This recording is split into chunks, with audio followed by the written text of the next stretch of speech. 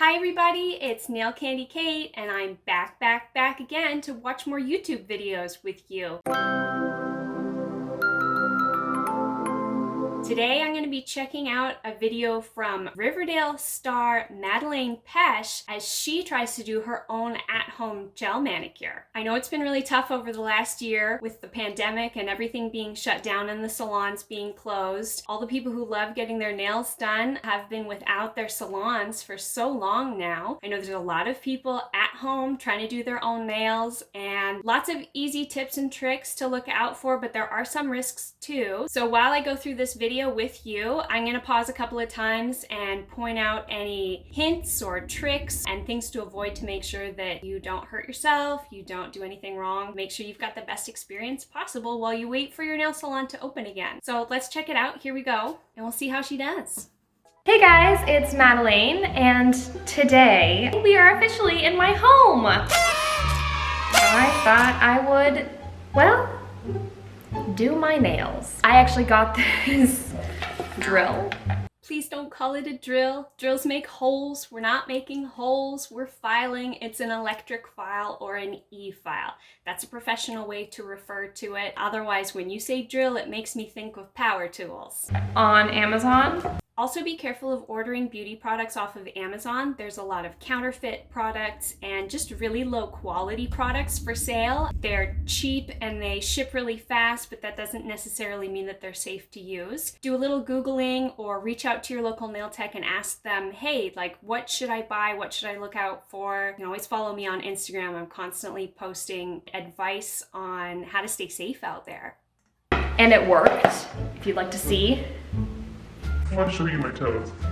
I did my toes not too long ago, and it went well with gel and with the drill and everything. E-file. E-file. I know what you're thinking. I don't have to drill to get the gel off, but I actually have very long nails naturally. So I have to do something called gel builder, which is like a whole nother process. And thank God I pay attention to my nail lady when she does my nails, so I kind of understand what's going on, at least. Why not try to do my own gel manicure? Drill and all! I hope she doesn't hurt herself. It's gonna be a wild ride, honestly. My left hand is gonna look really great. My right hand, we'll see how this goes. The drill part's a little terrifying, but... So there's your red flag right there. If you think that the drill part is terrifying, that's probably a sign to not try and use it on yourself without some proper training first. You can actually really damage your own nails using an e-file. You can also damage your own nails using a regular hand file, a regular nail file. What we like to say, not the tools, but the fools. If you're not trained to use a tool, you're probably not gonna have success with it. We shouldn't be blaming products and tools for causing damage. They're inanimate objects, so they can't hurt you. Only you can hurt you. Or your nail tech, if they're not trained. Let's just dive right in, shall we? I could totally soak off my gel before I do this. Soaking off your nails is always going to be safer and gentler than trying to file it off if you're not skilled in this area. Ow! Ow! First one. Got it all off. My hand is completely covered in sawdust, nail dust, whatever. Let's go to the next nail. Ow. Oh. It keeps like burning my finger. She's probably holding the file for too long in one spot, which is what's causing it to heat up because of the friction. It's always best to keep the file moving so that you don't build up heat. We should honestly name this Baby Tries to Do Her Nails. Should I breathe out so it doesn't get in my mouth? If you're creating dust with an electric file or a hand file, you should be either wearing something to protect your mouth and your nose, like a mask, or use some sort of air filtration or dust filtration system to pull that dust out of the air and away from your breathing zone. Breathing in particles, any type of particles, not just nail dust. You know, if you are working with wood, you're going to create sawdust. If you're baking, you're going to create a lot of dust from the flour and the other baking products, and none of them are good to breathe in. It's all bad for your lungs. So you want to minimize that as much as possible, and always work in a really well ventilated area. If you can open a window and bring fresh air in, or run a ceiling fan or run a fan in your room that has a filter in it, always make sure you're doing that when you're working with anything that makes dust or vapors, because you don't want to be breathing those in either. Ow! I'm gonna bleed from that. Maybe what I'll do is do one whole hand and then do the next one. Owie! Why doesn't it hurt when my nail tech does? Yeah, it doesn't hurt when your nail tech is doing it because they've spent a lot of time being trained to work safely with an electric file, and they've had a lot of practice, and they've learned the techniques on how to use it safely without causing damage or without hurting you from a friction burn. There's different techniques that you can use to minimize any heat. There's different file bits that you can choose. Some of the file bits do create more heat just because of the materials that they're made of and the way that they abrade the product on the nail. But this is something that makes us valuable as professionals because we've spent the time to learn these things. So this is why we make it look so easy. That was loud. I'm not sure why I thought this video was gonna be entertaining. It's totally just me sitting here. Not gonna lie, I'm a little bit worried that once I'm able to open my salon again, I'm gonna get a lot of clients that have attempted to do things like this at home on their own and have damaged their nails. I will do my very best to rehabilitate them and get them back healthy and strong again. Fingers crossed not too many people hurt themselves over the pandemic trying to do their own nails. That really hurt, and I tried to play it off like it didn't. All right, I believe now I should change it to this. I know this can't be healthy for me, okay? I'm very aware that this is probably something I shouldn't be breathing in. So again, I'm gonna disclaim, don't do this at home. Like I was saying, good ventilation, air filtration, dust extraction, all things that are gonna keep you safer and healthier when you're doing something like this. The intense concentration is gonna make for a very boring video.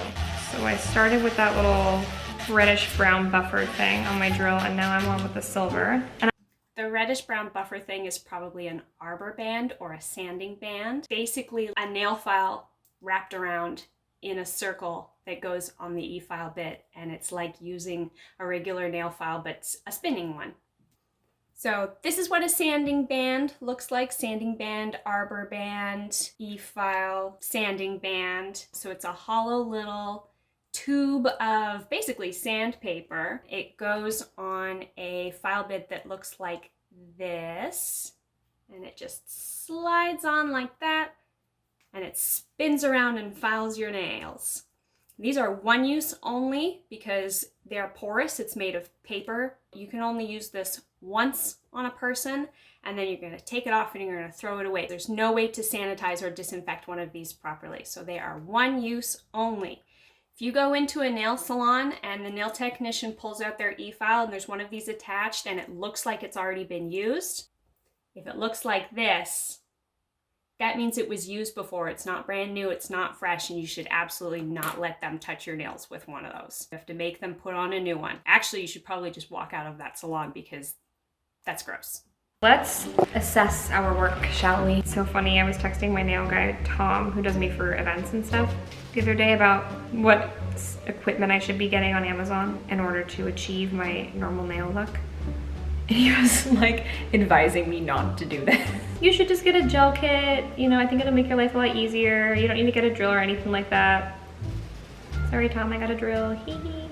Watching her clip away all of that skin is really making me cringe. I know a lot of nail salons still do it where they cut away all of the tissue around the nail. That's an old school way to do it, and it actually causes more damage than good. Your skin, when it gets cut, is going to react like any other skin on your body. Like if you scrape your knee or get a paper cut, it's gonna scab and it's gonna get thicker while it's healing so that your body can protect itself from further injury. Continuously cutting away at that skin can actually make it grow back thicker, and then you get in this vicious cycle of having to continuously cut it because it's thick and rough and doesn't look nice and doesn't feel nice. Doing it that way, it looks nice right away, you know, when you get your manicure done, but over time, it can tend to get worse and worse and worse. And the best way to do it is just to be super gentle with that skin around your nails. Moisturize it like crazy, gently exfoliate it. You can gently push back that skin. But I would say, unless you have a hangnail that's like a flap of skin waving around, snagging on things and ripping and tearing and hurting, you shouldn't be cutting anything else. This can't possibly be interesting. I'll be back when my cuticles are done being trimmed. Okay, I'm officially done cuticle trimming. Okay, here's another myth that I need to clear up. She said she was trimming her cuticles. Technically, if we're looking at the anatomy of the fingernail, the cuticle is a thin layer of skin that grows along the nail plate out from underneath the proximal nail fold. The tissue that goes all the way around the perimeter of your nail, that's called the proximal nail fold. That's living tissue. That's not cuticle. That's the tissue I'm saying don't cut because it gets injured. Cuticle, that thin little layer of tissue that grows out on the nail plate, that does need to get removed before you do a manicure. Otherwise, if that layer of skin is in the way, product won't stick to the nail plate. So that's totally safe to remove. It's dead skin. We want to get rid of that. So you can either push it back, buff it away. You can use a cuticle removing solvent that you rub on and it helps dissolve the dead tissue. Totally safe to remove. If you have enough that can be cut, you can cut it. Don't cut the rest of the skin around the finger. How is it that I'm still on the first nail and my left hand is already cramping up? Please don't break my nail, I really like it.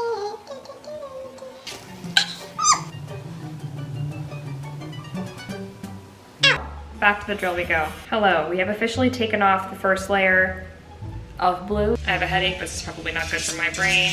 This is where we're at so far. I got this on Amazon like a year ago. Again, Amazon, not a professional beauty supply store. I don't recommend it. It's the Gelish Soak Off Gel Polish Kit. I don't know if Gelish is supposed to be sold on Amazon.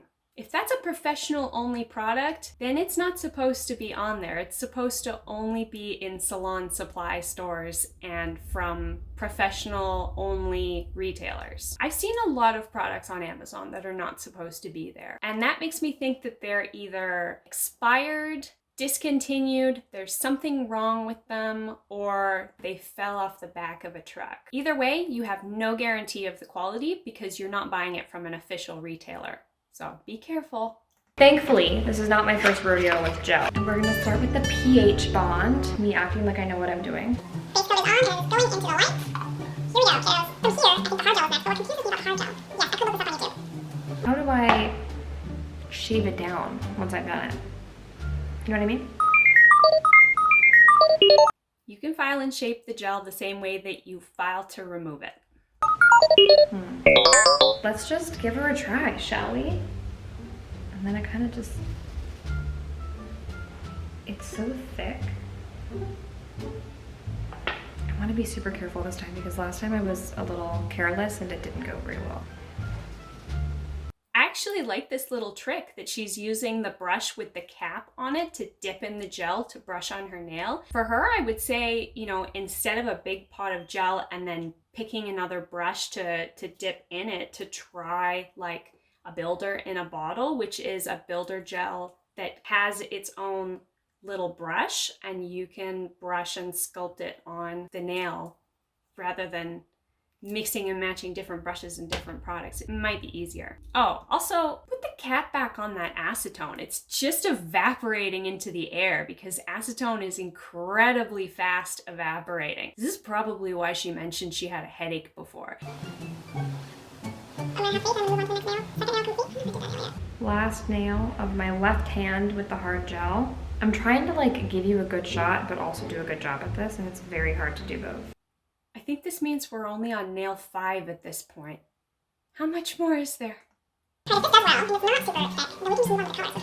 have my trusty little doodad here. This is called a brush, not a doodad. When my nails are at their stickiest, why do I think it's a good idea to be cleaning? When the gel on your nails is still sticky, that's called the inhibition layer. So that layer of gel is not fully bonded and solidified because what happens when you brush gel on and you place it in the UV lamp, gel molecules on the very top layer actually bond to the oxygen molecules in the air and not to the gel underneath because it happens faster. What that result is you have little loose gel particles sort of sliding around on the top of the nail that didn't bond to the layer below it. There are some gel products that solidify in the lamp. Scientific term for that is polymerization. When they polymerize in the lamp, they all polymerize to each other faster than they can bond with the oxygen molecules, and then you will have no stickiness, no tackiness, no wet feeling. It will be totally solid and smooth.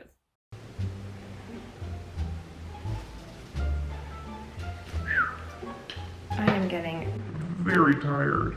I cannot believe I still have one entire hand left to do. We're gonna get through this together. Now we gotta make this hand look like this hand. Wait, let's do my pH on first. Done, base coat. We're gonna chug along. I do have to say though, from my last experience, it is much easier to finish one hand before you start the other. Base it up. Now we're gonna do hard gel. In my opinion, the hardest part. The hard is part. Yeah, I'm gonna leave. What do we think? Would you consider this a craft?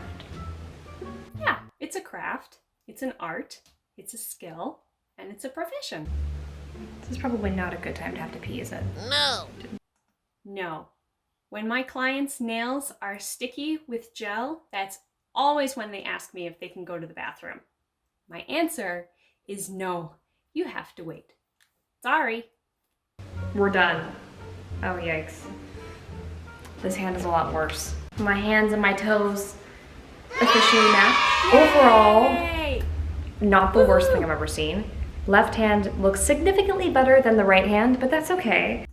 That always happens. Doing the opposite hand that you're used to is always more difficult and takes longer. I'm not a pro. I'm trying to be a little bit easier on myself because I tend to be quite hard on myself. People want to do things like this. We're all probably in the same boat, struggling to figure out what to do every day and trying to find things that make us excited or happy or keep us entertained every day. So if you enjoyed this video, don't forget to give it a big old thumbs up. Subscribe for weekly videos. I have been very consistent. Oh my God, did you see all of that? I've got so much nail dust all over me. That's me after a whole entire day of clients. Dust and glitter all over. All right, there you go. Kind of like how I expected. Not easy, not as good as when you go to a professional nail salon. You know, as long as you're being careful and working safely, understand how to use the products, this works in the meantime until we can all get back into our salons. So that's it for today. If you like this video, click like. If you want to see more of these videos, click subscribe. If there's a video that you want me to review, leave a comment down below and let me know, and I'll check it out. All right, bye.